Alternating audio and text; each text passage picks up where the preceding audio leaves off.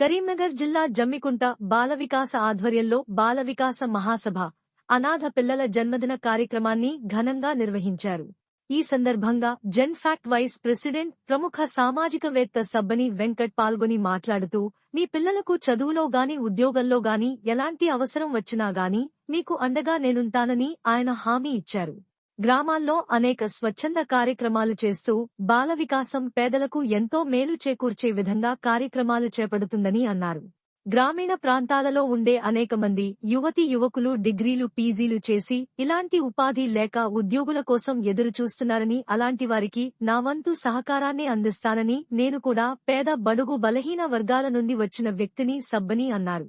విద్యార్థులు చదువు ద్వారానే ఏదైనా సాధించగలరని, చదువుకునే వారికి పేదరికం అడ్డు కాదని ఉదాహరణ నా జీవితమే అని అన్నారు.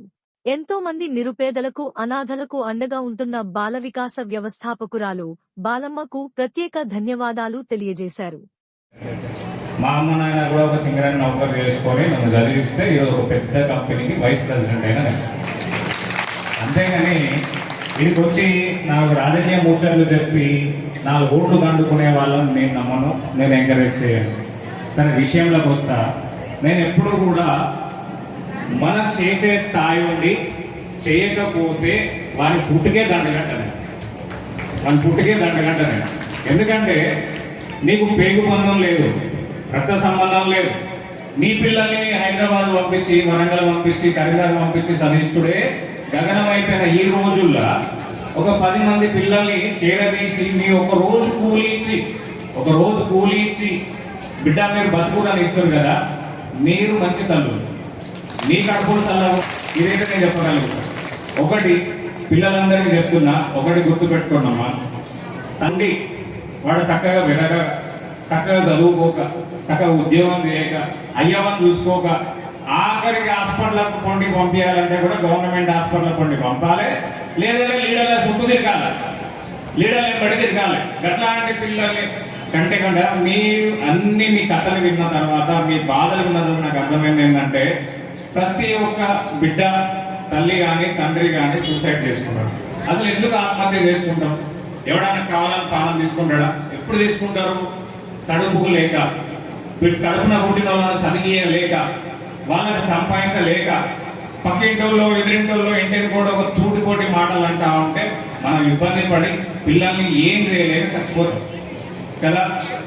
వాళ్ళ సావులకు మనం అర్థం తీసుకురావాల బిడ్డలు అంటనే గుర్తుపెట్టుకోరు. అరే అయ్యవ లేకపోయినా కూడా వీళ్ళను చదివిస్తే ఒకడు కలెక్టర్ అయిండు, ఓ టీచర్ అయిండు, ఒక ఆయన పోలీస్ అయిండు, ఒక ఆయన ఒక నలుగురికి అన్నం పెట్టిందనే పేరు ఏంటి? మీరు వాళ్ళ కడుపున పుట్టినందుకు మీరు పెట్టిన కన్నీళ్లకు ఒక అర్థం ఉంటుంది. అది పెట్టి మీరు ఎంత చదివినప్పుడు, ఇప్పుడు నేను ఇక్కడ దాకా వచ్చిన నాకు ఇవ్వడమే అలవాడు, తీసుకోవడం అలవాటు లేదు. నా దగ్గర ఇంత అన్నం ఉంటే ఆ అన్న నలుగురికి పోవాలని చూసే మనిషిని కాబట్టి చెప్తున్నా, నేను మంచిగా చదువుకోండి, మీకు ఉద్యోగాలు ఇచ్చే బాధ్యత నాది. నేను ఇక్కడ దాకా వచ్చిన, నేను 9:30 టైం ఇచ్చిన సులోచన అక్క గారికి, మంచిగా చదువుకోండి. నేను మీ అన్నగా చెప్తున్నా, ప్రతి రాఖీ పండుగ మీరు వస్తాను, మా అక్క చెల్లి వస్తారు, ఆడ కట్టించుకొని గీడికే వస్తాను. నేను మీ అన్నకి చూసుకుంటాను. ఇప్పటికే చెప్తాను, మీకు నచ్చినట్టుగా ఉండి వాళ్ళ పేరు నిలబెట్టాడు, ఈమె పేరు నిలబెట్టాడు. ఎందుకంటే కడుపున పుట్టిన వారికి ఓ బట్ట కూరాలంటే, ఇద్దరు తిండి పెట్టాలంటే కష్టమే రోజులు ఇవి. వాడు పుట్టిన వాడు చదివితే వాడు ఉద్యోగం చేసుకుంటాడు, నేను వాడికి ఎందుకు పెట్టాలనుకునే తల్లిదండ్రులు ఉన్న రోజుల్లో ఆమె కడుపున పుట్టకపోయినా, ఆమె పేరు బలం లేకపోయినా, ఆమె రక్త సంబంధం లేకపోయినా కూడా ఇంతమంది పిల్లలు చదివించారంటే నిజంగా అమ్మా మీకు పాదాభివందనాలు.